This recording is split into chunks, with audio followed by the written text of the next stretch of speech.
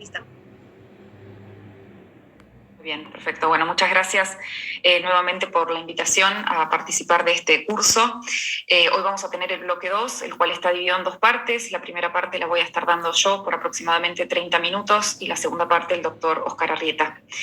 Bien, este bloque 2 tiene un objetivo que es acerca de marcadores genómicos de resistencia a terapias. En particular nos vamos a enfocar en terapias target. Y simplemente para recordar algunos de los conceptos claves que vimos ayer, nos queda claro que identificar cuáles son las alteraciones drivers en pacientes con cáncer es clave para proveer medicina de precisión o terapias específicas para esas alteraciones que vemos a nivel genómico en los tumores. Esas alteraciones drivers están involucradas en el crecimiento y el desarrollo del cáncer en ese paciente.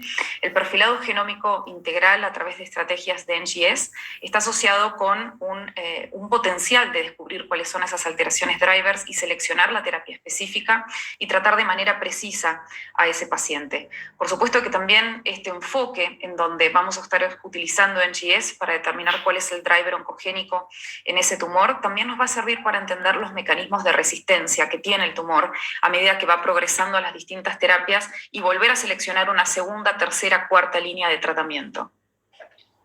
Por lo tanto, podemos decir que el perfilado genómico está en el centro de lo que es la medicina personalizada y permite la selección del tratamiento correcto para cada paciente en el momento preciso.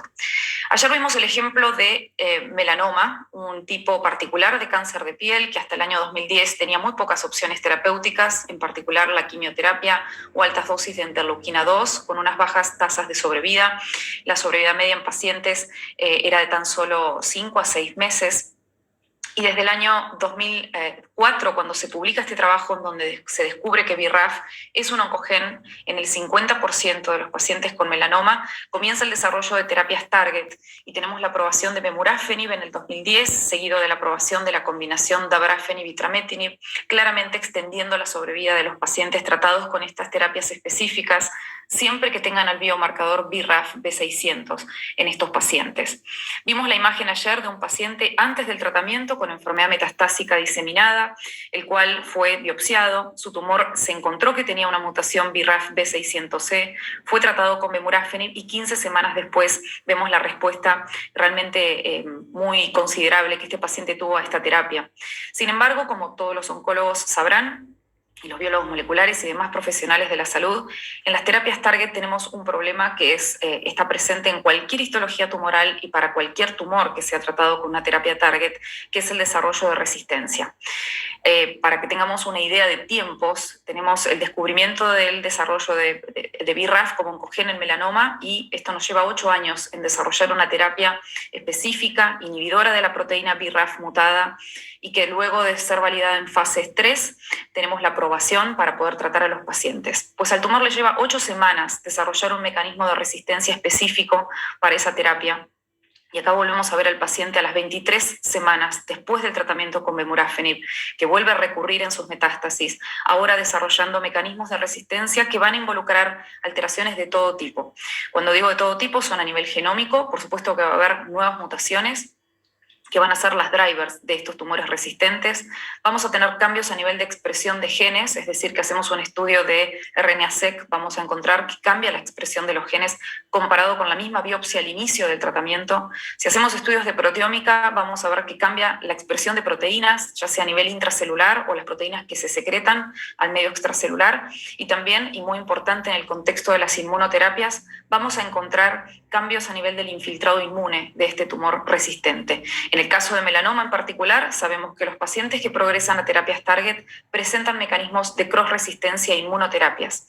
Y es por eso que es tan importante determinar cuándo es el momento correcto, preciso y exacto para hacer un switch de terapias. Si esperamos a la progresión, a la resistencia a una terapia target, probablemente vaya a ser inefectiva una inmunoterapia como segunda línea de tratamiento.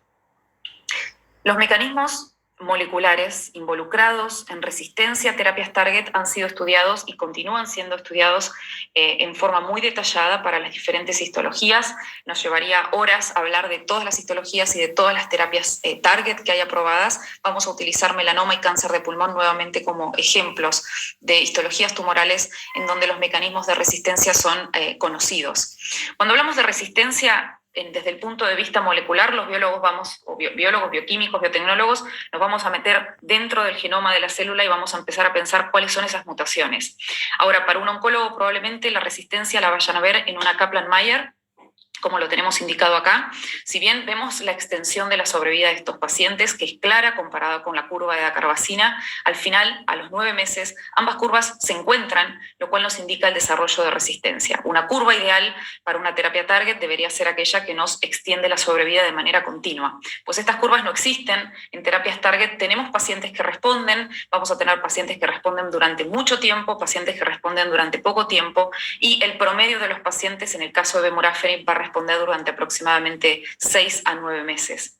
Incluso vimos que la combinación de dos terapias con inhibidores de BRAF y MEK va a extender la sobrevida aún más, que si damos la terapia monoterapia contra BRAF con Dabrafenib. Si damos Dabrafenib y Trametinib, extendemos a 9 a 11 meses esa progression free survival. Nuevamente vamos a ver que esas curvas se encuentran al final y hay desarrollo de resistencia.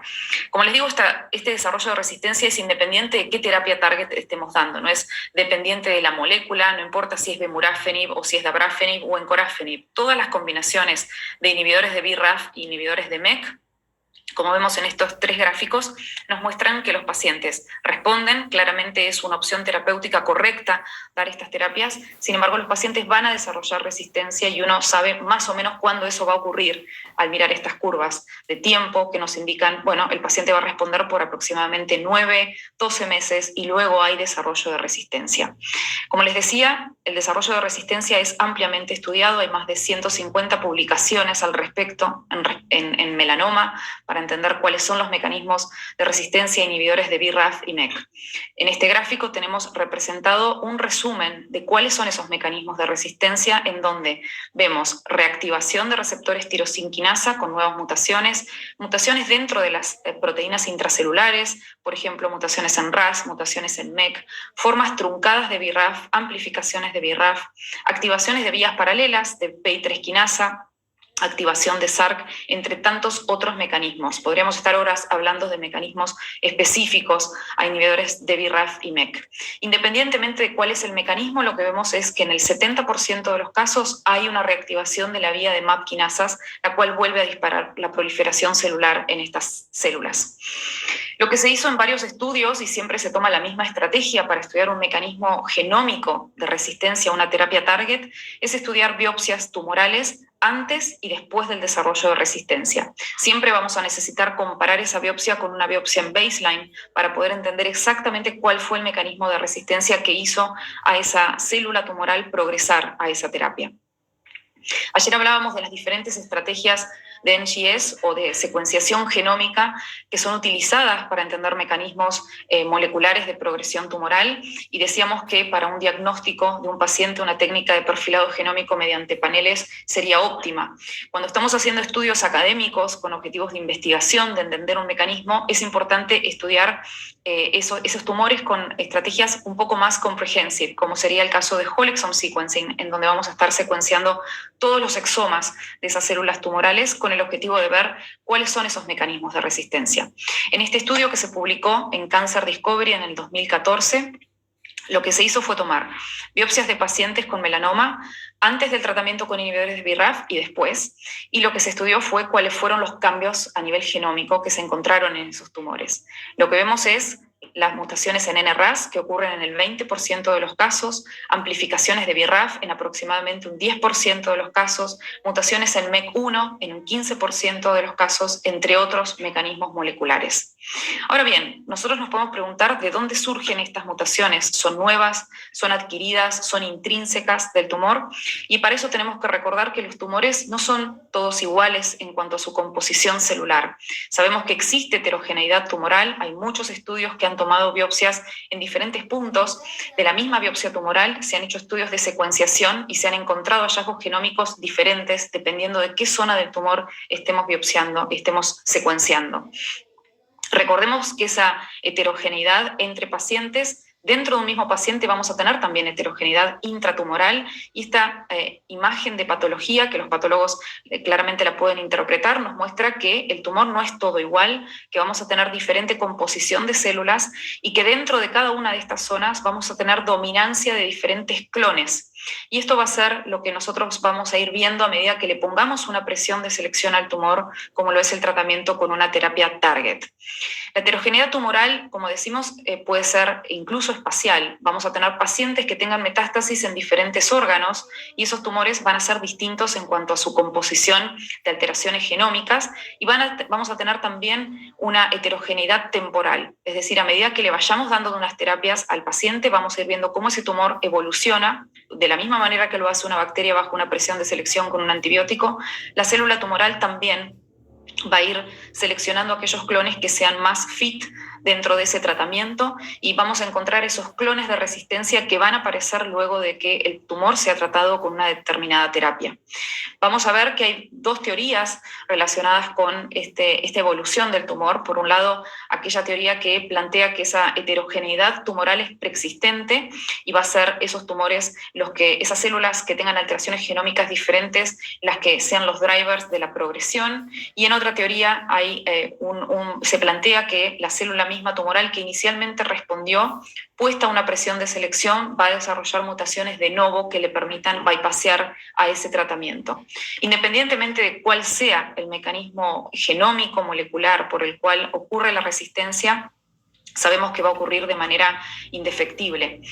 Por lo tanto, podemos definir la heterogeneidad intratumoral como aquella alteración genómica que vamos a tener dentro del tumor, y también tenemos que tener en cuenta que dentro del mismo paciente podemos tener metástasis que vayan a responder diferente a la misma terapia, teniendo en cuenta que tenemos heterogeneidad dentro del paciente. Las biopsias tumorales nos van a ayudar a entender cuáles son esas alteraciones genómicas y probablemente vamos a utilizar diferentes estrategias para entender esos mecanismos moleculares, si estamos con un paciente con diferentes sitios de metástasis o si estamos viendo un solo sitio de metástasis. Probablemente una biopsia líquida sea más adecuada para estudiar un paciente con diferentes sitios de metástasis porque nos va a permitir encontrar todas las alteraciones genómicas presentes en ese paciente, mientras que si tenemos un solo sitio de metástasis, quizás la biopsia tumoral sea adecuada. Eso depende, por supuesto, también de la localización del tumor. Y ahí vamos a hacer la primera comparación, entonces, entre biopsia líquida y biopsia sólida.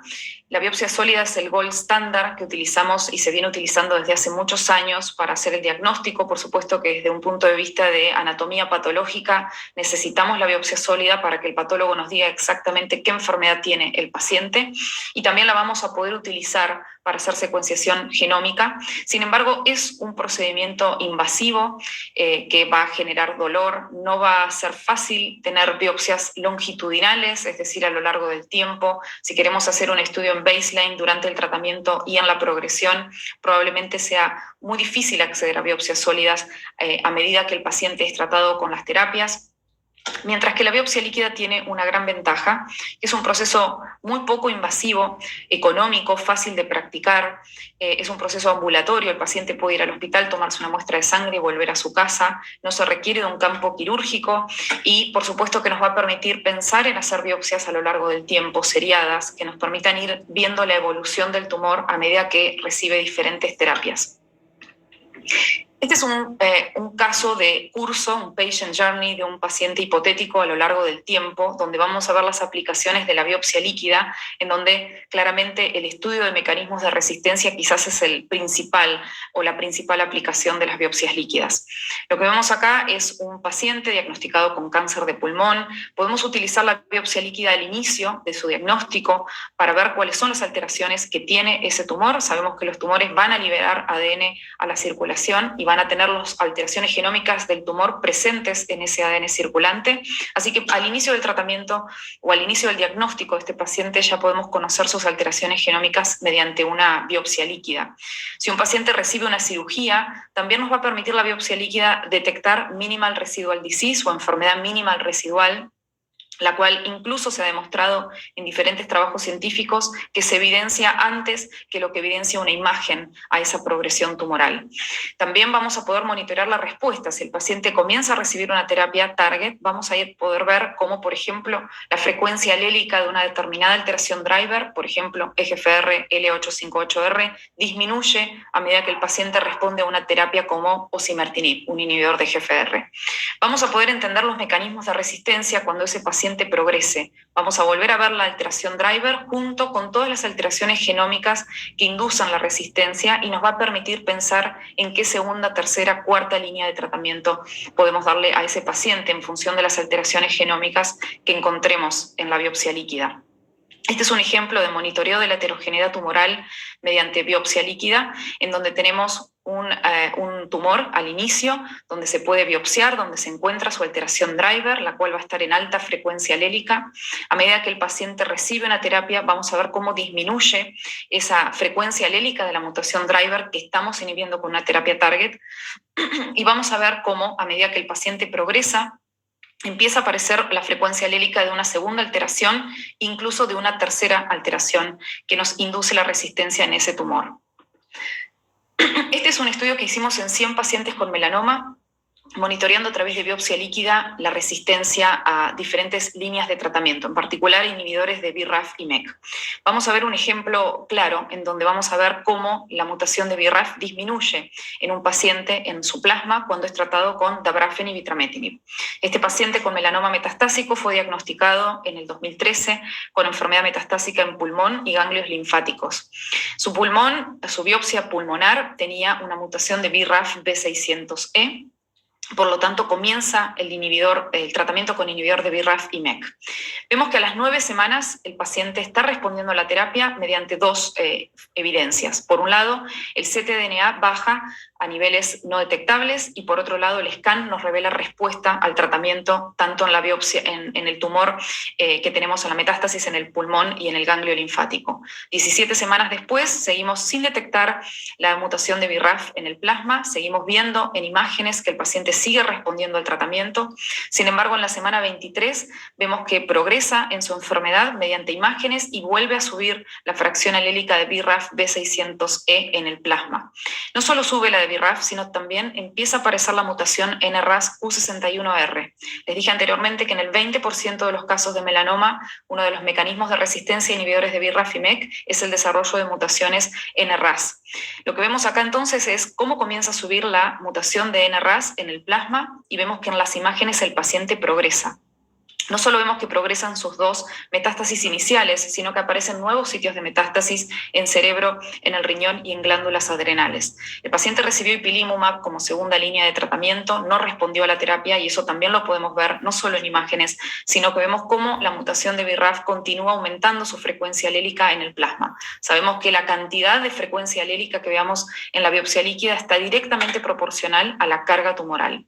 Este es un ejemplo claro de cómo podemos utilizar la biopsia líquida para monitorear resistencia y creo que el mensaje más claro de este ejemplo es que si detectamos una mutación de NRAS en un paciente con melanoma, es inmediato, necesariamente inmediato, sacarle el tratamiento con inhibidores de BRAF, porque ya está demostrado ampliamente que podemos desarrollar una hiperprogresión. Sabemos que si le damos a un tumor con una mutación de BRAF y una mutación de NRAS un inhibidor de BRAF, vamos a inducir esa vía de MAP quinasas de manera mucho mayor que si solo tuviera la mutación de BRAF.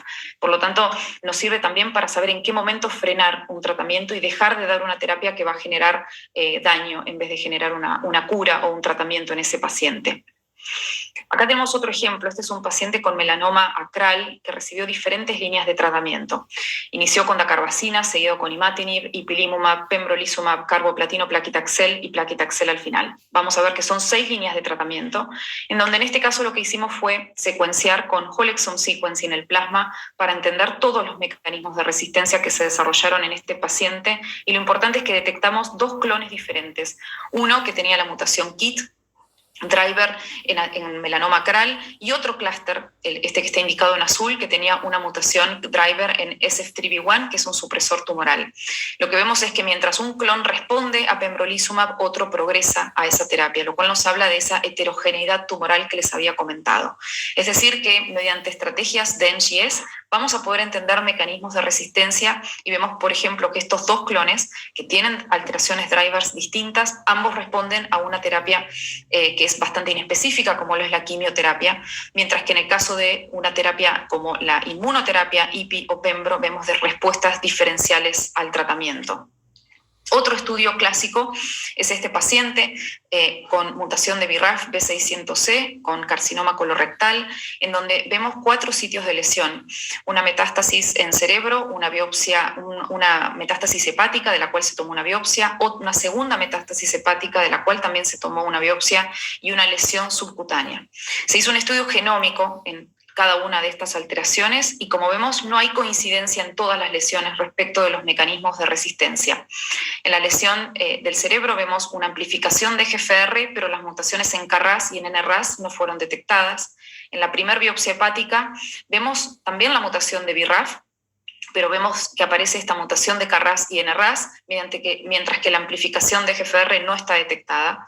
En la segunda biopsia hepática está KRAS mutado, pero NRAS no, y en la amplificación de EGFR tampoco. Y en la lesión subcutánea vemos que tiene la mutación de BRAF y KRAS y no NRAS ni tampoco EGFR. Es decir, que vemos mecanismos heterogéneos de resistencia en cada una de estas metástasis, y la única forma de cubrir todos estos mecanismos de resistencia es mediante una biopsia líquida, la cual capturó los 4 mecanismos de resistencia representados acá con diferentes frecuencias alélicas, lo cual de nuevo nos habla de la importancia de pensar qué tipo de biopsia y qué tipo de perfilado genómico vamos a utilizar en resistencia a una terapia target. En la actualidad, la biopsia líquida se aplica para cualquier histología tumoral. Simplemente a modo de ejemplo, en cáncer de pulmón pueden utilizarse estas biopsias líquidas para detectar alteraciones accionables y definir una selección de una terapia, monitorear evolución subclonal en los tumores. En el caso de cáncer de mama, nuevamente para detectar alteraciones accionables y hacer un match de esas alteraciones a terapias target, predecir cuándo el paciente va a responder. En el caso de cáncer colorectal se está dando mucho uso para detectar enfermedad mínima residual, entre otras aplicaciones. Como les digo, esto es agnóstico. La biopsia líquida se puede aplicar a cualquier histología tumoral. En el caso de adenocarcinoma pulmonar, vimos ayer que tenemos diferentes alteraciones drivers, ya sea en enfermedad temprana o metastásica. Es uno de los tipos tumorales en donde más aprobaciones de terapias target tenemos. Al menos 10 biomarcadores ya nos sirven para seleccionar una terapia para los pacientes. Vimos ayer también que después del descubrimiento del genoma humano, el desarrollo de terapias target para tratamiento de pacientes con cáncer de pulmón ha incrementado de manera considerable. Esta lista está actualizada hasta mayo de este año, en donde vemos claramente cómo tenemos una gran cantidad de opciones terapéuticas para tratar las diferentes alteraciones genómicas. Un ejemplo claro es la mutación de EGFR, y para esta alteración tenemos inhibidores de primera, segunda y tercera generación. Vimos en particular gefitinib, erlotinib, afatinib y osimertinib como opciones terapéuticas que se utilizan ampliamente en la actualidad en la clínica. Los pacientes presentan alta tasa de respuesta a estas terapias si tienen la alteración driver, con progression-free survivals que cada vez se extienden más. Sin embargo, como son terapias target y como vimos en melanoma, los pacientes van a desarrollar resistencia, ya sea que sea una first generation therapy, como lo es gefitinib, o una inhibición de segunda generación, como lo es afatinib, o incluso las terapias más avanzadas, como osimertinib. En todos los casos, nuevamente vemos que estas Kaplan-Meier se tocan al final, lo cual nos indica desarrollo de resistencia en estos pacientes. Y ese desarrollo de resistencia de nuevo ha sido estudiado mediante esta estrategia de tomar una biopsia en baseline y versus progresión. Este trabajo se presentó en ESMO en 2018, y en este estudio se tomaron biopsias líquidas de pacientes que tenían la mutación driver de EGFR y se comparó al inicio y luego de la progresión, ya sea a tratamiento con inhibidores de primera generación como gefitinib y erlotinib, o a tratamientos con inhibidores de tercera generación como osimertinib. En todos estos pacientes se tomó la misma estrategia. Se tomaron muestras apareadas en baseline versus progresión y se estudiaron sus mecanismos de resistencia. ¿Qué es lo que sabemos? Sabemos que los pacientes que progresan a inhibidores de primera generación van a tener un driver genómico que va a ser la mutación EGFR T790M en el 47% de los casos, seguido de otras alteraciones genómicas como amplificación de HER2, mutaciones de PI3 quinasa, amplificaciones de MET, mutaciones en BRAF, KRAS, NRAS, entre otras. En el caso de esto se confirmó en un segundo trabajo publicado en Annals of Oncology, donde se muestran estos resultados y el perfil de alteraciones genómicas a resistencia a inhibidores de primera y segunda generación. Y en el caso de los inhibidores de tercera generación como osimertinib, los mecanismos de resistencia son diferentes. Vemos mutaciones dentro de GFR, la C797 es una de las alteraciones más preponderantes, también mutaciones en PI3 quinasas, amplificaciones de HER2, amplificaciones en MET, mutaciones en BRAF, en proteínas del ciclo celular como ciclina D, CDK4 y CDK6, mutaciones en KRAS, entre otros mecanismos de resistencia. Conocer esos mecanismos de resistencia permite plantear algoritmos de tratamiento. Este trabajo de JCO del 2020 nos muestra cómo tratar o cuál es el algoritmo que usan los oncólogos a medida que van viendo cuáles son los mecanismos de resistencia. Y, por ejemplo, en el caso de un paciente que progresa una terapia con osimertinib, si se encuentra un mecanismo que se bypasea a esa terapia, como lo es la amplificación de MET, hoy podemos considerar terapias inhibidoras de MET como capmatinib o tepotinib. Si el tumor progresa mediante una mutación o una fusión en RET o un rearreglo en ALK o en ROS1, podemos considerar inhibidores específicos como para el paracetinib, selpercatinib para RET, alectinib para ALK o crizotinib para ROS1. También sabemos que hay pacientes que progresan con transformación histológica y ahí va a ser la consideración que se va a tener. Probablemente se consideren quimioterapias o enrolar al paciente en ensayos clínicos. Si se encuentra la alteración EGFR C797S, de nuevo se van a considerar quimioterapias o el esquema IMpower 150, y también tenemos, por supuesto, mecanismos desconocidos. Muchas veces no contestamos cuál es exactamente el mecanismo de resistencia, pero ir conociendo cuál es nos permite ir determinando algoritmos que permitan seguir tratando a ese paciente y extender su sobrevida. También es importante tener en cuenta que no solo las terapias target van a modular a nivel genómico a ese tumor. Este trabajo de Journal of Immunotherapy of Cancer del año pasado nos muestra que pacientes estudiados en baseline versus progresión a inmunoterapia con inhibidor anti-PD1, pacientes que tuvieron respuestas duraderas durante más de 2 años a la terapia anti-PD1, si estudiamos su tumor en baseline versus en progresión, vamos a ver que hay alteraciones genómicas. ¿Por qué? Porque tenemos que considerar que la inmunoterapia también es editora del tumor. Es decir, va a seleccionar también células que le permitan progresar al tratamiento. Y vemos en este caso el paciente 2 que no tenía al inicio de su tratamiento con inmunoterapia anti-PD1 una mutación en BRAF, vemos que en la progresión sí la tiene. En este caso tenemos un paciente que tiene una mutación de BRAF al inicio, pero no la tiene en la progresión. Acá vemos un paciente que no la tiene al inicio y sí tiene en la progresión junto con una fusión de RET. Y vemos un paciente que no tenía mutación de EGFR y tiene una mutación de EGFR en la progresión. Es decir, que esto nos tiene que servir también para pensar que si hacemos un perfilado genómico antes de una inmunoterapia y el paciente progresa a esa inmunoterapia, es necesario volver a biopsiar a ese paciente para saber cuáles son las mutaciones que tiene en la progresión antes de definir siguientes líneas de tratamiento. La inmunoterapia va a editar el tumor a nivel genómico y es importante saber si siguen estando las alteraciones drivers o no, si es que pensamos en una terapia target en la progresión a la terapia anti-PD1. Para terminar, les quiero contar un caso clínico de la doctora Carmen Puparelli del Instituto Alexander Fleming, en donde discutimos en nuestro comité molecular los hallazgos genómicos de los reportes de perfilado genómico para pensar en cuáles son las posibles opciones terapéuticas. Este es el comité molecular del IAF. Martín Ángel desarrolló nuestro logo y este caso de esta paciente es una mujer de 64 años al diagnóstico que nunca había fumado. Se presenta con diferentes sitios de metástasis en enero del 2014 y recibe, como ven, muchas líneas de tratamiento. Las voy a resumir brevemente. Inicia con un tratamiento con quimioterapia, pemetrexed. Se confirma que lo que tiene la paciente es un adenocarcinoma de pulmón. En diciembre del 2014 se hace una biopsia y un estudio de single biomarker en donde se ve que tiene una deleción del exón 19 y también una mutación en ALK.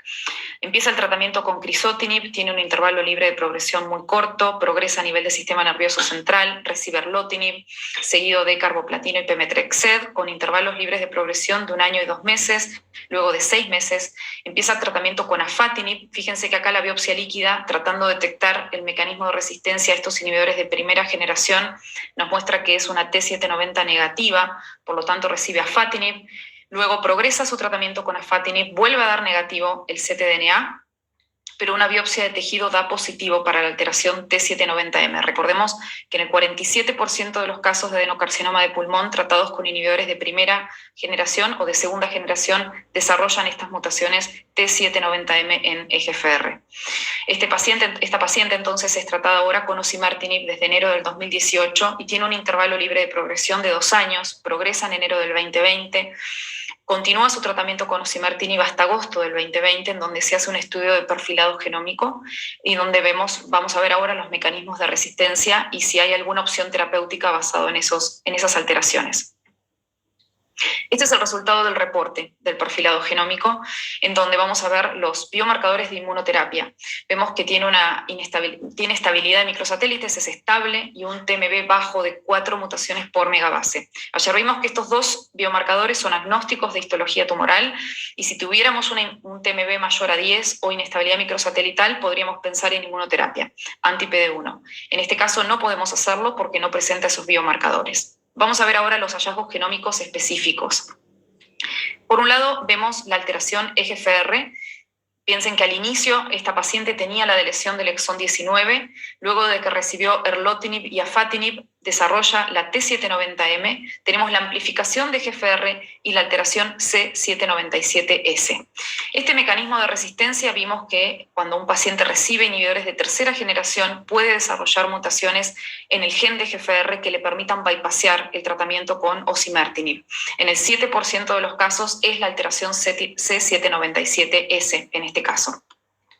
Esto ha sido reportado en varios estudios. Este es un paper del 2019 en donde vemos la descripción de los mecanismos de resistencia a osimertinib en segunda línea, en donde está la mutación C797S. Vemos que ahí podrían haber sido otros mecanismos de resistencia. Vemos también la mutación en CDKN2A, también presente en este tumor.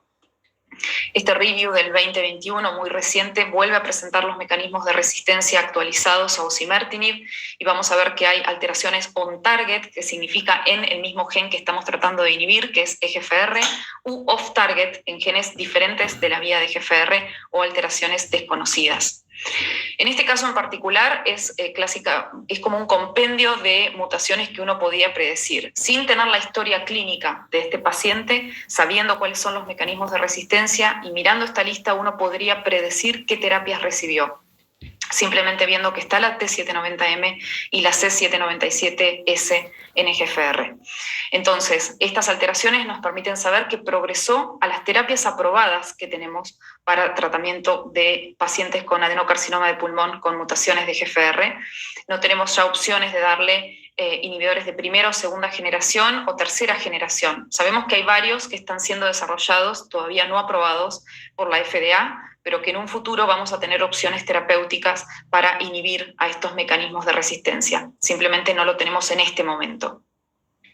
Es importante considerar que las mutaciones que tenemos en resistencia a osimertinib pueden darse en el mismo alelo o pueden darse en distintos alelos. Y esto ha sido reportado para osimertinib en particular, en donde las mutaciones terciarias en el gen EGFR, en la quinasa EGFR, pueden darse en una distribución alélica en cis o en trans. Y esto es importante que uno lo pregunte cuando recibe un perfilado genómico, porque en el caso de que tenga una mutación C797S que esté distribuida en forma alélica en trans, el tumor sigue siendo sensible a los inhibidores de primera generación.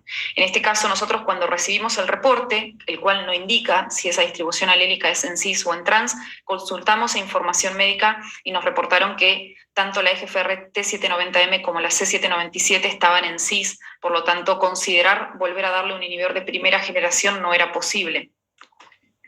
Si uno carga los hallazgos genómicos en la base de datos de My Cancer Genome, puede obtener algunas evidencias, quizás en case reports o en trabajos preclínicos o en estudios de fase 1, como este trabajo, en donde vemos esta evidencia de que con estas alteraciones genómicas una posible combinación terapéutica sí podría ser afatinib y cetuximab. Y esto está basado en este estudio del 2014 de Cancer Discovery, que muestra que la inhibición dual de EGFR utilizando estas dos drogas puede ser efectiva en aquellos tumores independientemente de que tengan Perdón, independientemente de que tengan la mutación T790M o no. Vemos que los pacientes responden a esta combinación terapéutica.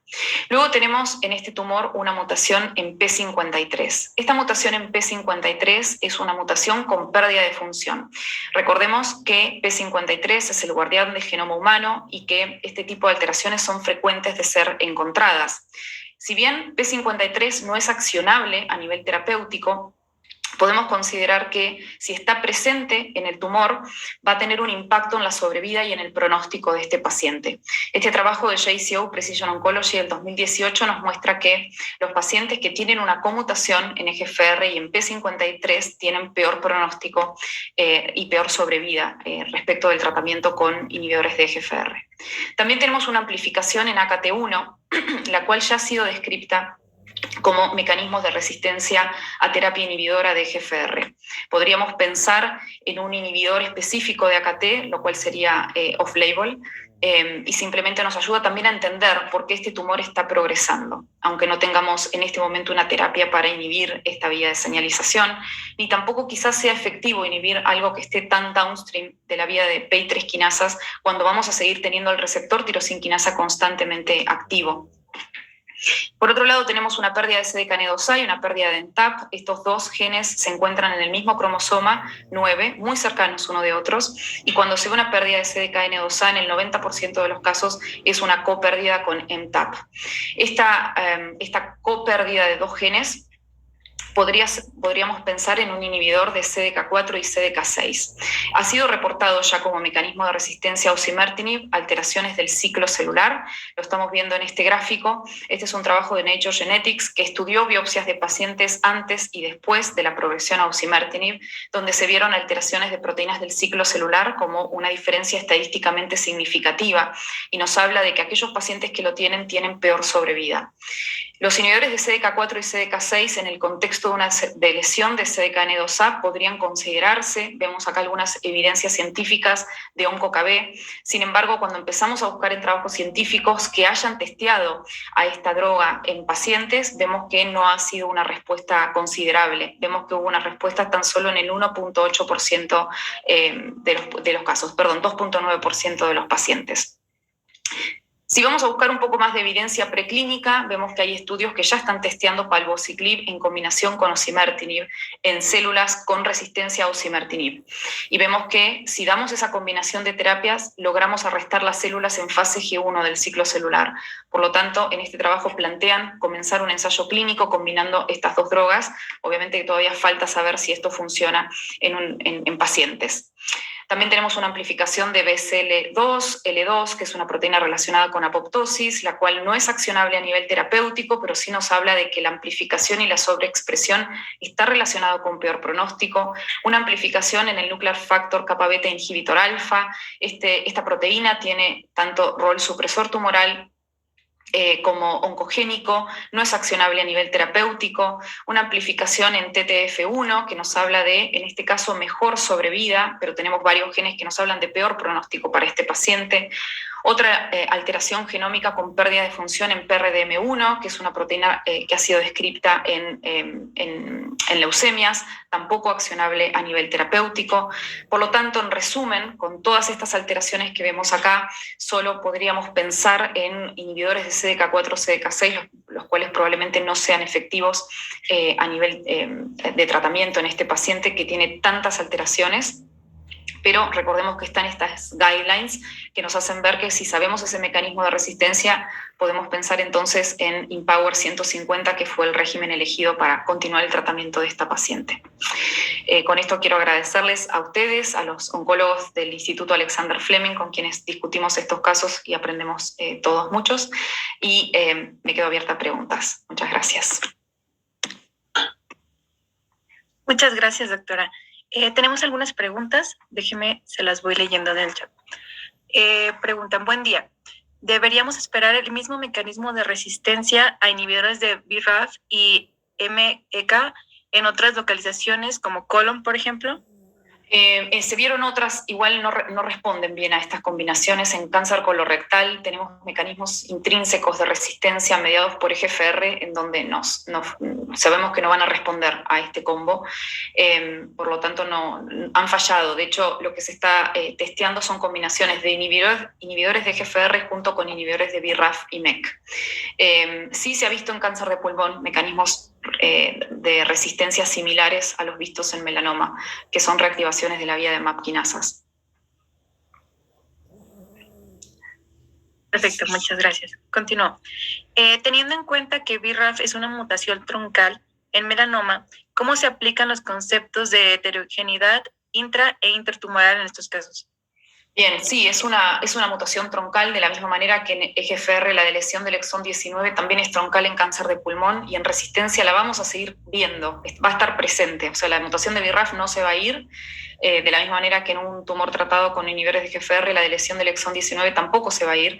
El tema es que esas mutaciones troncales van a adquirir otras, vamos a tener branch o alteraciones subclonales que van a ser los drivers de la resistencia. Un ejemplo es este que mostraba de NRAS Q61R. Entonces ahí es importante tener en cuenta eso, que vamos a seguir viendo la alteración troncal, pero vamos a tener esas alteraciones de resistencia a las cuales tenemos que tratar, digamos.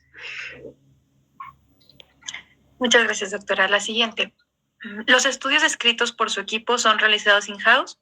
¿Qué plataforma de NGS utilizan? Para los estudios de Whole Exome Sequencing en plasma se utilizaron estrategias de Illumina con un equipo HiSeq 3000, y para lo que es el diagnóstico de pacientes, una cosa es académico, digamos, y otra cosa es tratamiento de pacientes, diagnóstico, selección de terapias. En general acá se utilizan técnicas de NGS por paneles comerciales, principalmente Foundation, también Caris. Oncomine Focus Assay. En el Hospital Italiano de la Ciudad de Buenos Aires se utiliza el Oncomine Focus Assay, por ejemplo, que es un panel más chico de 52 genes. Esas son las opciones que tenemos disponibles. Muchas gracias. ¿Se puede utilizar el perfilado genómico a partir de biopsia líquida para dolencias oncohematológicas?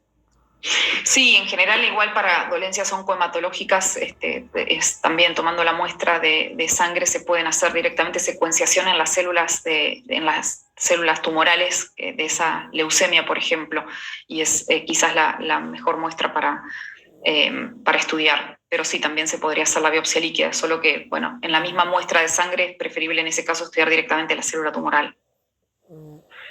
Perfecto. ¿Considera entonces necesario en pacientes con múltiples metástasis a la progresión y sabemos que hay terapias target, tomar biopsia líquida o ambas? En la progresión, en mi experiencia, la biopsia líquida va a colectar todas las alteraciones que tenga ese paciente, ¿no? Todas las alteraciones en los diferentes sitios de metástasis. Para mí la biopsia líquida, mostrándole los ejemplos, vimos un paciente progresado en cáncer colorectal en 4 sitios de lesión, fue la única biopsia que mostró todas las alteraciones presentes.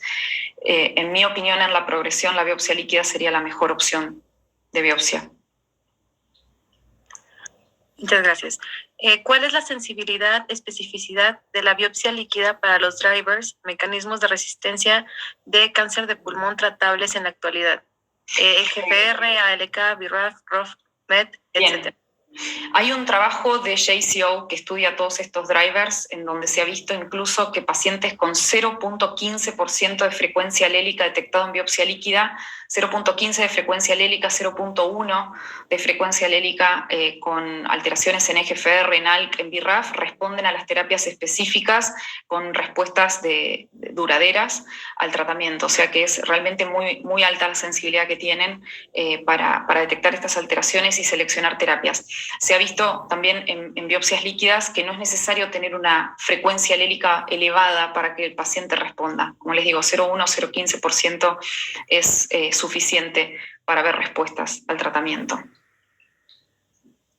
Si te parece, Rebeca, podemos dejar algunas preguntas para después, así le damos espacio al doctor Arrieta para su presentación.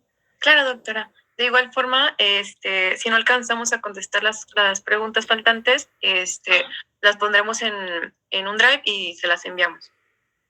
Así es. Muchas gracias. Entonces, doctor. ¿Podemos continuar con la presentación?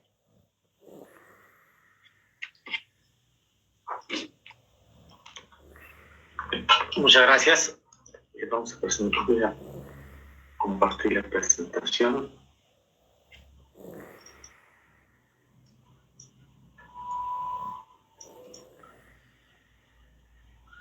¿Se ve? ¿Pueden ver la presentación? Sí. Sí, doctor.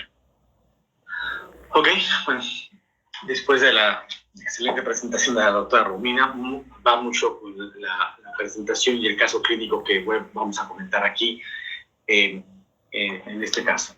Bueno, me voy a basar en la historia clínica de una paciente que recientemente traté hace ya 1 año y medio. Es una mujer de 58 años de edad con un diagnóstico de adenocarcinoma de pulmón. Esto fue el diagnóstico en agosto del 2019. Y tiene antecedente de tabaquismo.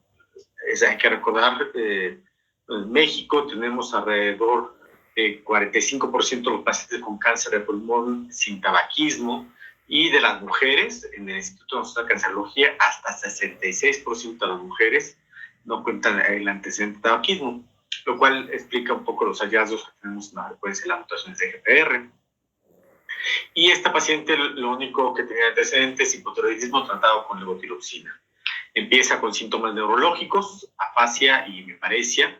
Se detecta una lesión, una resonancia magnética con múltiples lesiones corticales y subcorticales, 5 en total, una elevación del antígeno carcinogénico, y detectamos en PET-CT múltiples lesiones pulmonares, bilaterales, mediastinal, metástasis hepáticas múltiples, lesiones óseas y axial, de tal manera que es una paciente que no tiene enfermedad oligometastásica. Y tomamos una biopsia, y es un adenocarcinoma acinar, el cual es el tumor clásico de mutaciones con EGFR, el acinar y papilar y epídico, que tienen una mayor frecuencia que los tumores de alto grado para la mutación de EGFR. Entonces, pues, vemos que la importancia que tiene este cáncer de pulmón a nivel global, siendo la primera causa de muerte. Y por supuesto, es básico y estándar el dar un tratamiento personalizado a través de análisis genéticos, y que ya en guías internacionales, pues ya tenemos diferentes tipos de biomarcadores que son el estándar. Prácticamente tenemos que en el adenocarcinoma hasta un 50-60% de los pacientes tenemos algún tipo de mutación que puede ser potencial blanco terapéutico o ya potencial blanco terapéutico, y hasta 70-80% un potencial como ciclinas, PTEN, NF1, CARRAS, que vienen los medicamentos inhibidores de CARRAS. Ahora bien, esto se ve más todavía claro en pacientes jóvenes y, por supuesto, en no fumadores. Y cuando es tan importante, es muy importante poder hacer la detección de las mutaciones y tener acceso a las drogas. El que no tengamos una mutación, pues impacta de manera negativa. El que tengamos una mutación y no tengamos tratamiento, pues es aún peor en estas 3 series de diferentes tipos de países. Prácticamente se incrementa la sobrevida global 3 veces más en los pacientes que tienen una detección de una mutación y un tratamiento blanco. Esto lo hicimos en nuestro laboratorio con el Next Generation Sequencing de Illumina. No es Foundation One, son datos de laboratorio, en donde encontramos que los pacientes sin mutación tienen una sobrevida de 21 meses, aquellos pacientes que tienen una mutación pero no tuvimos el acceso al medicamento, 20 meses, y aquellos pacientes que tuvieron una mutación y encontramos tratamiento, 85 meses de expectativa de sobrevida, y esto particularmente elevado en pacientes con EGFR y CARRAS, donde vemos aquí claramente diferencias en la expectativa de sobrevida de ambas mutaciones. CEMET y CARRAS, al no tener un blanco accesible actualmente a nuestros pacientes, impacta de manera muy negativa. Entonces, en esta paciente realizamos una biopsia guiada por la biopsia a través que se hizo el diagnóstico. Hicimos un estudio de Foundation One con una mutación de GFR, Y de las metas cerebrales, mientras teníamos este resultado, dimos un tratamiento con radiocirugía. Entonces, la mutación de GFR es muy variable en Asia, 40%, Europa, 15%, y en México, Perú, muy elevado, 30%, es muy heterogéneo en Latinoamérica. En Argentina, solamente el 14% de los datos que hemos recolectado. Y hicimos una colaboración con el World Institute para tratar de hacer una análisis del exoma completo de los pacientes y analizar los genes que pueden estar asociados con la mutación en nuestra población, en 2 cortes de México y de Colombia. Y encontramos encontramos todas las mutaciones concomitantes frecuentes, como P53, KIP, STK11, detectamos nuevamente una frecuencia de mutación alta. Y lo que encontramos en este grupo es que tanto en todas las muestras como en los no fumadores existen genes de ancestría asiáticos altamente relacionados con la mutación de GFR y negativamente asociados con KRAS y STK11. De tal manera que demostramos una explicación parcial de por qué tenemos esta frecuencia de mutación tan alta, por lo menos en México. Y vemos aquí las 2 cortes, tanto en México como en Colombia, una muy alta frecuencia de mutación asociada con los genes de ancestría y de manera negativa a KRAS y STK11. Entonces, el resultado de la mutación de Next Generation Sequencing, encontramos que la carga mutacional es de 3, es una carga mutacional baja, la mutación del exón 19, como la vemos aquí, y la amplificación de CCNE1 y P53. Entonces, nuevamente, vemos la importancia que tiene hacer la Next Generation Sequencing. Hay formas de hacer las determinaciones de manera proinmunoquímica, FISH, PCR, pero no tenemos el tiempo suficiente, se requieren de múltiples pruebas, y lo que menos tenemos también es tejido que para poder estar haciendo estas pruebas, que muchas veces simplemente con la inmunoquímica se pierde el tejido. Y por supuesto, estas pruebas de Next Generation nos dan pruebas múltiples, nos da detección muy altamente sensibles, mucho más sensibles para un PCR, inclusive también detectar mutaciones del exón 20, por ejemplo, que se detectan solamente en 50% por kits de PCR, pero con Next Generation Sequencing se logra detectar lo doble. Y por supuesto, otros datos que también son importantes, otros tipos de mutaciones axonales, conmutaciones y, por supuesto, la carga mutacional. El costo de estos, el diagnóstico, el que ha aumentado el costo es particularmente el diagnóstico molecular. Pero vemos aquí cómo se va incrementando el costo porque cada vez más pacientes tenemos en tratamiento, pero en realidad, pues si es de manera individual, hay una tendencia a bajar los costos de la detección de mutaciones cuando es con Next Generation Sequencing. Pero además, pues vemos que esto no es práctico de manera secuencial, el tiempo, el tejido, y por supuesto los paneles son muy importantes. Y si vemos los costos reales, hacemos prueba por prueba por prueba, tenemos una costo-efectividad mayor para pruebas de detección múltiple. Además, son mucho más sensibles. En esta serie que es publicada en Nueva York, en pacientes que tuvieron cáncer de pulmón, en jóvenes y no fumadores, y en población no fumadora, que no se detectó las mutaciones inicialmente de manera secuencial, se hizo una prueba de Next Generation muy profundo, y encontrando que hasta 30% de los pacientes se logra detectar una mutación de los pacientes. Además, hablando de costos, pues sí, tenemos un elevado costo con las pruebas de Next Generation Sequencing, pero, por ejemplo, cuando no tenemos mutaciones oncodriver, pues tenemos la opción de inmunoterapia. Las mutaciones y los resultados de Next Generation Sequencing nos va a dar como el resultado genes como STK11 que no sean negativos en inmunoterapia y que estos pacientes no van a responder a inmunoterapia. Entonces estamos hablando que no vamos a dar un tratamiento caro a pacientes que van a tener un pobre pronóstico y además un costo elevado. De esta manera también, de manera indirecta, se está ahorrando una cuestión económica con esta situación. Aquí vemos también mutaciones de KIP, como tienen un pronóstico muy negativo con el tratamiento de inmunoterapia. Bueno, entonces hicimos estas pruebas de Next Generation Sequencing y hay muchas combinaciones de conmutaciones Ya hablaba la doctora Romina acerca de esto. Vemos primeramente que las mutaciones de EGFR son como el queso. No todas son iguales y no todas saben iguales. De tal manera que pues vemos que hay más de 150 mutaciones, 594 tipos de mutaciones que han sido reportadas, de resistencia, de sensibilidad, mutaciones raras de sensibilidad, mutaciones que pueden ser dentro del exón 20, que pueden ser muy cercanas a la hélice y que tienen mejor sensibilidad a cierto tipo de medicamentos, de tal manera que es extremadamente variable. Y para empezar, las diferencias entre el exón 19 y 21, pues vemos claramente que el exón 21 en todos los inhibidores tienen mejor pronóstico, con una reducción de riesgo comparado con quimioterapia de 0.24 versus con el EGFR una reducción de riesgo de progresión de 50%.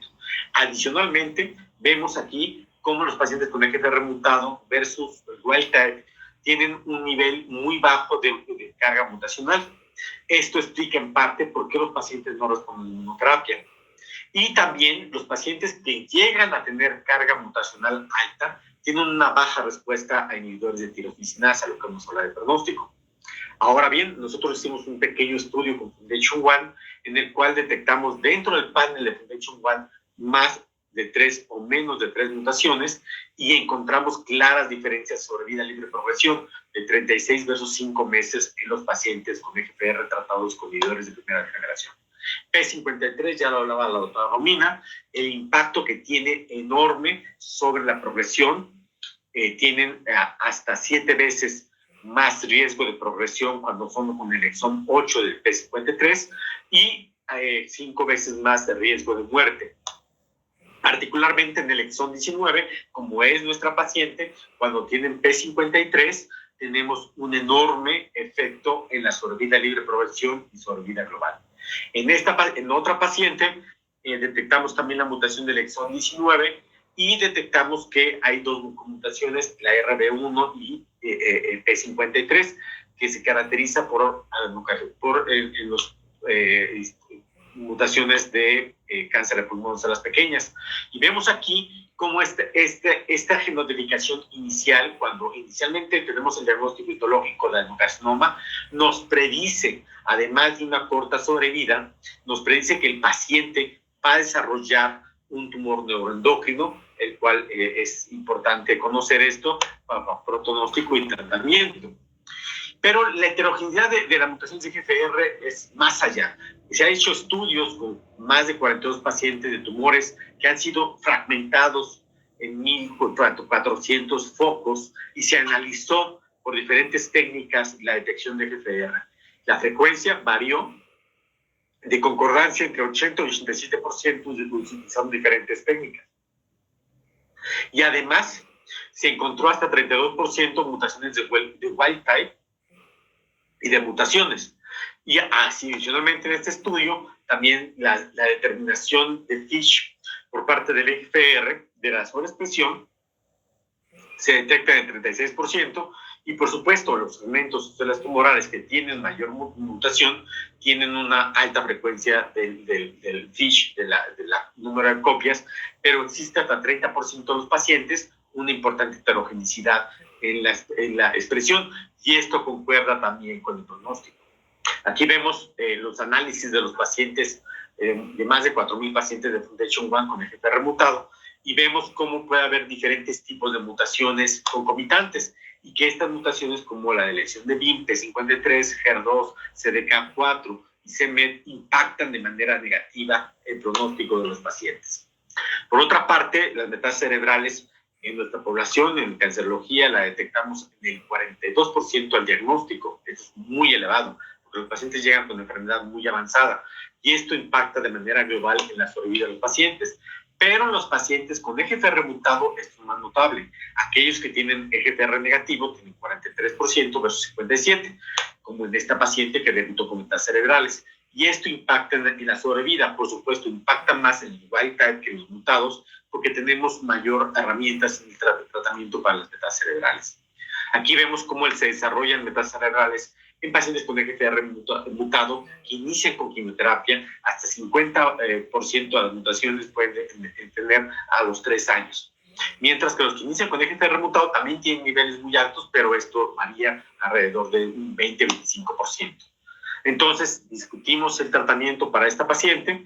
Debido a que los inhibidores de tirosinasa, no hay duda que esto impacta en la sobrevida libre de progresiones y en la tasa de respuesta. Sin embargo, la mayor parte de los estudios, comparado contra quimioterapia, no impacta en sobrevida, y esto puede deberse al crossover. Después llegaron estudios que compararon directamente inhibidores de primera y segunda generación con inhibidores de tercera generación. Adicionalmente, también una opción de tratamiento son inhibidores de tirosinasa más inhibidores de angiogénesis que han incrementado la sobrevida libre de progresión, pero nada más. Entonces aquí vemos cómo en la mayor parte de los estudios aumenta la sobrevida libre de progresión, una reducción de riesgo casi del 70%, pero desgraciadamente no se impacta la sobrevida global, y esto hubo muchas trabas para poder autorizar los inhibidores de tirosinasa. Pero la razón es que en segunda línea el 73% de los pacientes utilizaban el medicamentos, pero esto, por supuesto, cuando un paciente no utiliza EGFR, un inhibidor, pues tiene una reducción de riesgo de casi 85% para muerte. Y pues hay un impacto enorme entre tener la mutación y no tener tratamiento tanto con EGFR como con ALK. Hay otras opciones de dar quimio más el TKI en varios resultados que impactan en sobrevida global.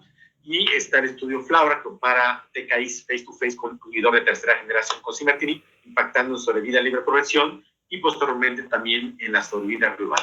Por lo tanto, también, además de que esta paciente tiene metástasis cerebrales y que el mejor inhibidor que tiene penetración estado central, pues es el osimertinib, en donde vemos claramente que los pacientes con metástasis cerebrales tienen una muy importante mejoría en la expectativa de sobrevida y control de las enfermedades. Teniendo en cuenta todo esto, teniendo en cuenta la sobrevida global de los pacientes, pues decidimos dar un tratamiento con osimertinib y no dar un tratamiento secuencial para evitar la progresión y mayor tiempo de control de la enfermedad.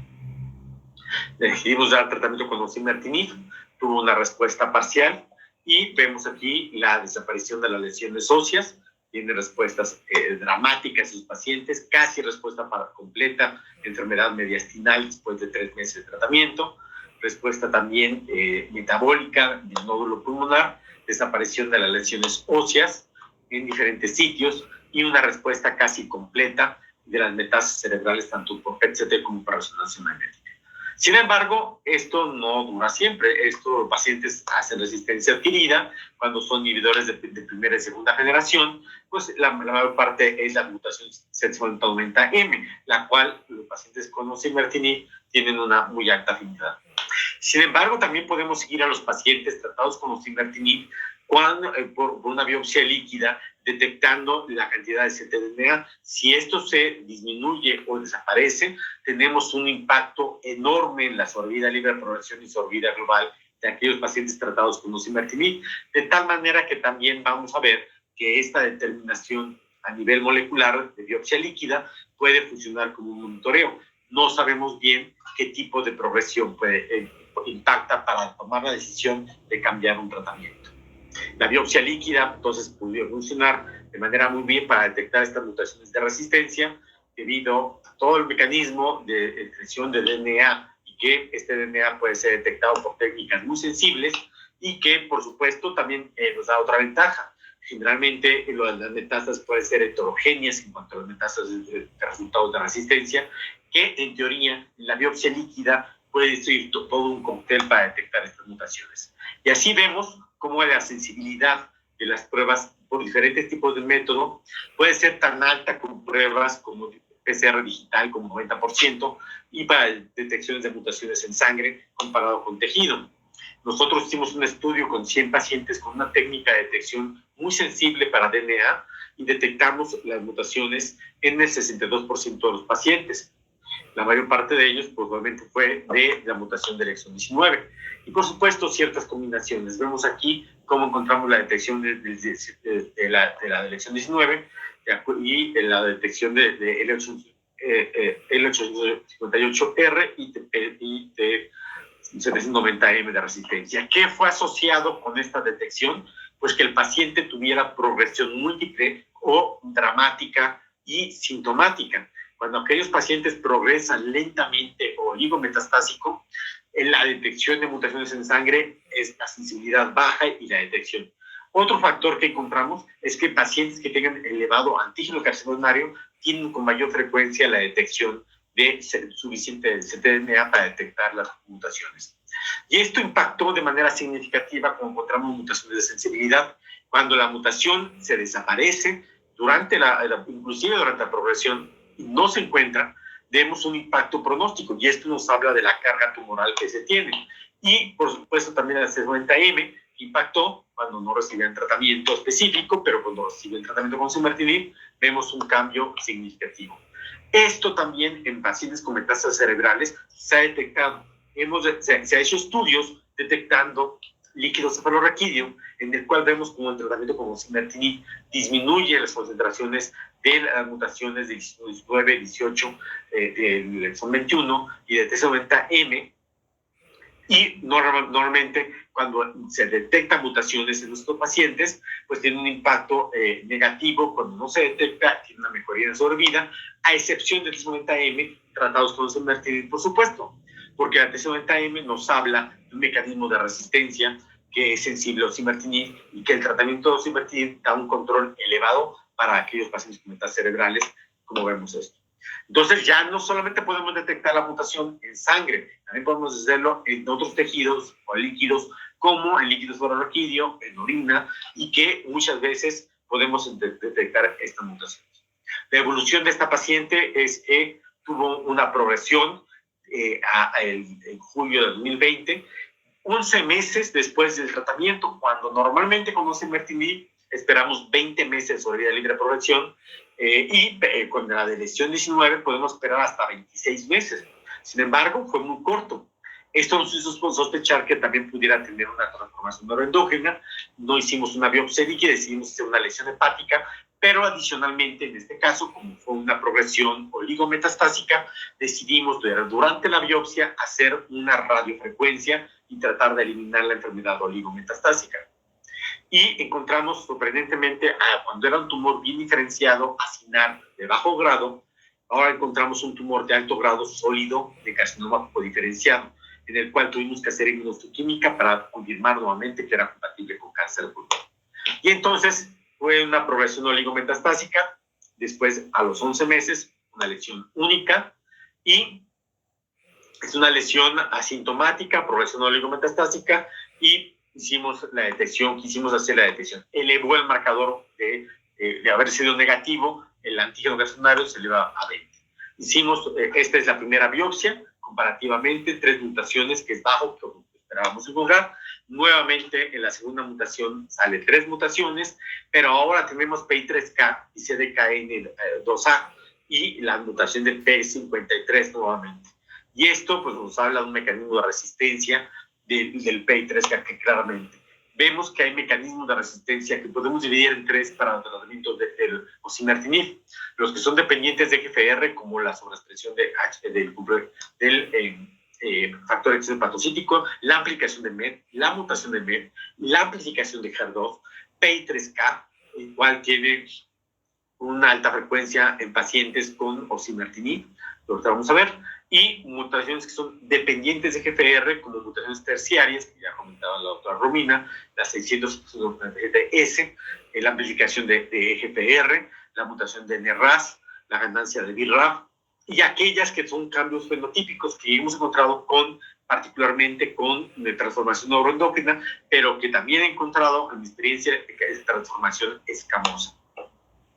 Entonces aquí vemos los cambios de resistencia, que son muy diferentes a los inhibidores de primera generación que con el inhibidor de tercera generación. Encontramos esta mutación que ya nos hablaba la doctora, que es el 797S, que puede ser en cis, non-trans, en el 80%, y que impacta de manera importante en los pacientes para tomar decisiones. BRAF, CMET, PI3K, tenemos mutaciones de RET, la pérdida de T90M con otros mecanismos que no están asociados o que no encontramos una explicación clara.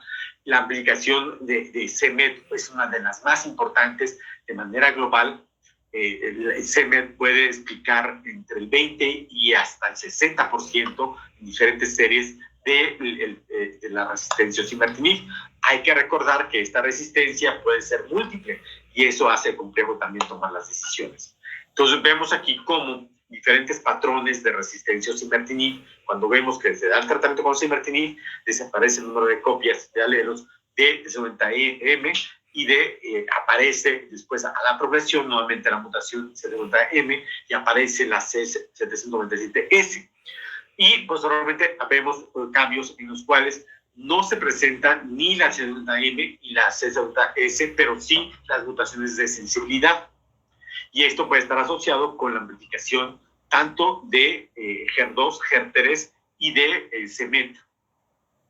Y vemos aquellas también que tienen C90M positivo, pero C790S negativo, asociado también con mutaciones de sensibilidad.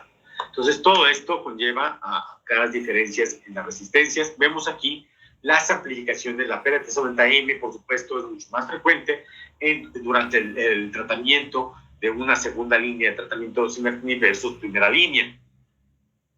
La amplificación y la mutación C790S también es muy diferente, más frecuentemente en la segunda línea que en la primera línea osimertinib. Tenemos mutaciones de PI3K, que es más frecuente en la primera línea, como es nuestro paciente que tuvo esta mutación de PI3K de resistencia. Y vemos aquí los diferentes patrones de erlotinib, gefitinib, afatinib en cuanto a los mecanismos de resistencia de osimertinib en segunda línea, con la aplicación de CEMET como una parte muy importante, el 9%, la PRT90M en el 47%, y en primera línea osimertinib, en donde se aparece también la mutación C790S en 7%, comparado con segunda línea, que es el 15%. Entonces vemos patrones de mutaciones diferentes. Y por supuesto tenemos esta mutación, que es la C790S, que puede ser cis o TRAN, y que inhibe la unión y la afinidad por el tratamiento para el osimertinib. Vemos pacientes que tienen mutaciones detectadas con pérdida de C90M, que son tratados con osimertinib, y que a la progresión se detecta esta mutación, y ya negativa, se da tratamiento con gefitinib como casos clínicos, y entonces tenemos una respuesta. Hay ensayos clínicos desde el inicio de dar osimertinib más gefitinib con resultados prometedores, y el patrón de resistencia cambia totalmente. Ahora bien, hablábamos de la importancia que tiene CEMET. Se han hecho estudios con la combinación de osimertinib más savolitinib, un inhibidor de CEMET, y vemos cómo la combinación con diferentes tipos de poblaciones, inhibidores de tercera generación, con CEMET positivo o negativo, vemos los resultados. Pacientes tratados con la combinación, con un tratamiento, con un tratamiento previo de un inhibidor de tercera generación, que es el osimertinib, 33% de respuestas, que es muy relevante. Sin embargo, pacientes tratados con inhibidores de primera y segunda generación y posteriormente la combinación de savolitinib y osimertinib, 67% de respuestas. Aquellos no tratados con TKI, pero que son M negativo, 65% de respuestas. Y aquellos pacientes no tratados con TKI y T90M negativo, 62% de respuestas, de tal manera que es muy importante. Vemos ahora también anticuerpos que son combinados, múltiples, como amivantamab, que es un inhibidor de GFR y de CEMET, un anticuerpo bifásico. Y vemos como diferentes cortes utilizando pacientes con tratamiento previo con osimertinib o tratamiento previo con TKIs y son amplificación de CEMET, vemos resultados que van en monodroga alrededor de un 20 a 30% de respuestas, con control de la enfermedad en alrededor de un 60% de respuestas solamente como monodroga. Por supuesto, ahora se está intentando también dar la combinación amivantamab más un inhibidor de tercera generación como la acertinib en pacientes que progresan a osimertinib o inclusive a pacientes vírgenes de tratamiento. Los resultados son muy prometedores en pacientes que progresan a osimertinib, 36% de respuestas, control de la enfermedad 60%. Esto en base al conocimiento de las mutaciones. Por supuesto, también tenemos ahora nuevos anticuerpos conjugados, tanto para HER2, así como también para el HER3, como es el patritumab deruxtecan, que la base es que existe una sobreexpresión de GD3 en el 80% de los pacientes con EGFR mutado, particularmente tienen pobre pronóstico y que se ve más acentuado durante la progresión. Vemos que este anticuerpo da 25% de respuestas en pacientes que han progresado y que tienen mutaciones de resistencia para inhibidores. Vemos aquí la tasa de respuesta, que pueden ser tan completas, 2%, 25% de respuestas parciales o completas, y control de la enfermedad en un 70% de los pacientes.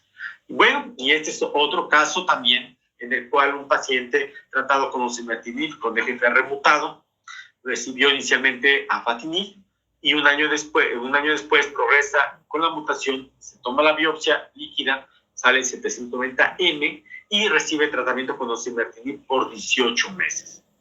Después de 18 meses, el paciente tiene progresión clínica y radiológica. Se toma una biopsia líquida y se encuentra la mutación de RET, que se encuentra en el 1 o 2% de este grupo de pacientes. Y es tratado con un inhibidor de RET, que es el Blue 667, y vemos cómo el paciente mantiene respuesta y cómo vamos manejando la resistencia de los pacientes. Sin embargo, esto no es para todos los pacientes. Muy probablemente en las biopsias de resistencia es importante realizarlas para tener un blanco terapéutico, aunque la mayor parte de los pacientes no va a tener un estándar de tratamiento. Esto pacientes con EGFR, en donde podemos tener hasta BRAF, RET, la mutación de C790S. Podemos también tener durante lo clásico, es tener esta resistencia de inhibidores de ALK, como vamos a ver más adelante. Y esto posiblemente, estas biopsias, nos van a encontrar nuevos blancos terapéuticos, como la amplificación de HER2, mutación MET, la amplificación de arreglos de RET, KRAS, G12C, que tiene un tratamiento blanco específicamente. Vemos aquí cómo, de acuerdo al tipo de inhibidor de ALK que se da en primera, segunda o tercera generación de drogas, la sensibilidad, y en base a la mutación existe una correlación muy importante entre los estudios de cultivos de células y la respuesta clínica en este grupo de pacientes para poder seleccionar. La mutación que se presenta va desde el 30%, desde el 10% hasta el 70% de pacientes que pueden tener una mutación en ALK dependiendo del tipo de inhibidor. Así, por ejemplo, crizotinib da tasas de mutaciones dentro de la ALK de resistencia que van alrededor del 10 al 20%, alectinib y virgatinib van alrededor entre 50 y 70% de mutaciones, y que esto nos puede ayudar a seleccionar el tratamiento mejor de los pacientes. También es importante la cuestión molecular, pero también la clínica. Hay pacientes que tienen progresiones muy diferentes. Hay progresiones dramáticas, hay progresiones oligometastásicas o locales. Este es un estudio que realizamos ya con los datos de diferentes médicos de Latinoamérica, en el cual detectamos que aquellos que tienen una progresión dramática después tienen una sobrevida de 19 meses. Aquellos que tienen una progresión gradual tienen 32, también afecta si el paciente está sintomático o no asintomático. Y una cosa más importante y que se toma poco en cuenta es que los pacientes que tienen una sobrevida libre de progresión al primer TKI más de 12 meses tienen 38 meses de sobrevida, comparado con solo apenas 9.6, que son los pacientes que tienen menos de 6 meses de sobrevida libre de progresión y que muy frecuentemente se asocian a transformación neuroendocrina. Es aquí donde impacta la enfermedad oligometastásica. Vemos que los pacientes pueden ser tratados a la progresión. Si nosotros consideramos este paciente con gefitinib a los 8 meses, pues debemos cambiar un inhibidor o quimioterapia. Pero como es una progresión oligometastásica, damos un tratamiento con radiocirugía, y de esta manera podemos dar un tratamiento local. Es importante al hacer notar que hay muchos estudios con pacientes con ALK y con EGFR, particularmente con ALK, que cuando se hace la biopsia en el sitio primario, que no progresa, y en el sitio de metástasis de progresión, el patrón de mutaciones cambia. Lo que también nos ayuda a la biopsia líquida es poderlo detectar esta mutación, pero eso también es la base para poder dar un tratamiento local regional del paciente. Y cuando teníamos una sobrevida libre de progresión de 8 meses con gefitinib, logramos tener una sobrevida doble de ese paciente. Y en esta paciente decidimos dar un tratamiento local, y como la radioablación después de la biopsia, y continuar con osimertinib. Desgraciadamente, 3 meses después desarrolló otras 2 lesiones metastásicas del hígado. Y entonces decidimos discutir el caso para ver qué podría ser la mejor opción de tratamiento. Vemos que los pacientes realmente no responden bien a inmunoterapia cuando tienen EGFR remutado por todas las razones que hemos comentado. Sin embargo, los pacientes con EGFR remutado tienen dependencia para el factor de síntomas endotelial, y la combinación de quimio e inmunoterapia es muy atractiva porque además de que genera una mejor respuesta inmunológica. Está el IMpower 150, en el cual una alta población de pacientes fueron tratados con EGFR mutado en los 3 brazos, que es la combinación de quimio, inmuno y inhibidor de angiogénesis como bevacizumab.